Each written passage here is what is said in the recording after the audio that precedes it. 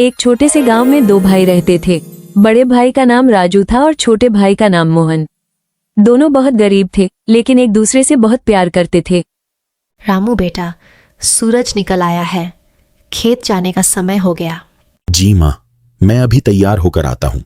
श्याम, उठ जाओ बेटा, कब तक सोते रहोगे? हर रोज यही कहते हो। हरी भरी पहाड़ियों और खेतों से घिरे एक छोटे से गांव में दो भाई रहते थे, रामू और श्याम।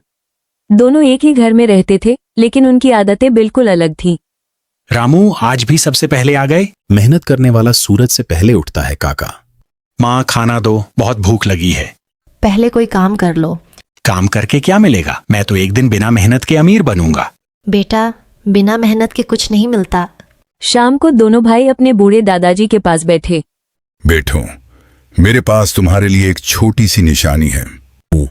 कितना सुंदर पौधा है। इससे क्या होगा? यही तुम्हारी परीक्षा है। जो इसकी सच्चे मन से देखभाल करेगा, उसे इसका सबसे मीठा फल मिलेगा।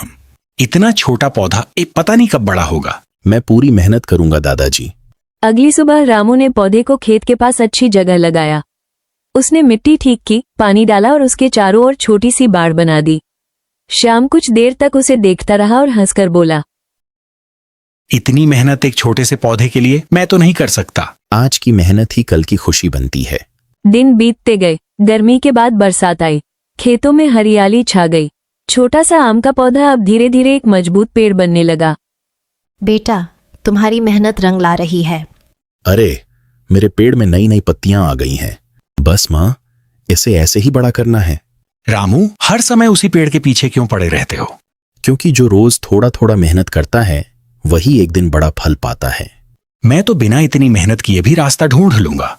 एक दिन गांव के मुखिया खेतों का निरीक्षण करते हुए वहां पहुंचे। रामू, यह पेड़ बहुत अच्छी तरह बढ़ रहा है। तुमने इसकी बड़ी लगन से देखभाल की है। धन्यवाद मुखिया जी, यह दादाजी की सीख का परिणाम है। ऐसे ही मेहनत करते रहो। श्याम ये सब दूर से देख रहा था। उसे रामू की तारीफ बिल्कुल अच्छी नहीं लगी। कुछ दिनों बाद पेड़ पर छोटी छोटी अमियां दिखाई देने लगी। अगर पेड़ पर बहुत सारे आम आएंगे तो सब रामू की तारीफ करेंगे। मुझे कुछ करना होगा। माँ देखिए, पेड़ पर फल आ गए। तुम्हारी मेहनत का फल दे रहे हैं बेटा। क्यों उदास हो? रामू का पेड़ फलों से भर जाएगा, सब उसी की तारीफ करेंगे।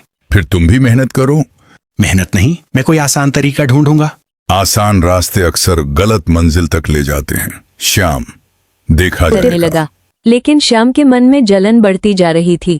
एक रात उसने मन ही मन फैसला कर लिया। रामू भैया, आपके पेड़ के आम कितने सुंदर हैं। जब पूरी तरह पक जाएंगे तब तुम सबको खिलाऊंगा।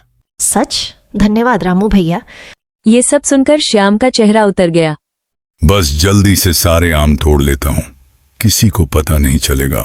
अरे बचाओ! आवाज सुनकर रामू, माँ, दादाजी और आसपास के गांव वाले दौड़ते हुए वहां पहुंचे। श्याम, तुम ठीक तो हो? भैया, मुझसे बहुत बड़ी गलती हो गई। इतनी रात को यहाँ क्या कर रहे थे? बेटा, सच बोलने से मन हल्का हो जाता है। दादाजी, मैं आम चुराने आया था, मुझे रामू से जलन होने लगी थी। भैया, मुझे माफ कर दो, मैंने तुम्हारी मेहनत की कद्र नहीं की। कुछ पल के लिए वहां सन्नाटा छा गया। सबको लगा कि रामू बहुत गुस्सा होगा, लेकिन रामू ने श्याम का हाथ पकड़कर उसे उठाया। भाई, आम तो फिर से आ जाएंगे, लेकिन अगर हमारा रिश्ता टूट गया तो उसे जोड़ना मुश्किल होगा। गलती हर इंसान से होती है, जरूरी यह है कि उससे सीख ली जाए। उस दिन के बाद श्याम ने कभी शॉर्टकट का रास्ता नहीं चुना। दोनों भाइयों ने मिलकर मेहनत की और उनका छोटा सा आम का पेड़ एक बड़े बाग में बदल गया। याद रखिए, ईर्ष्या कुछ नहीं देती, लेकिन मेहनत और ईमानदारी हमेशा मीठा फल देती है। अगर आपको यह कहानी पसंद आई हो तो वीडियो को लाइक करें, चैनल को सब्सक्राइब करें और ऐसी ही नई गांव की नैतिक कहानियों के लिए हमारे साथ जुड़े रहें। धन्यवाद।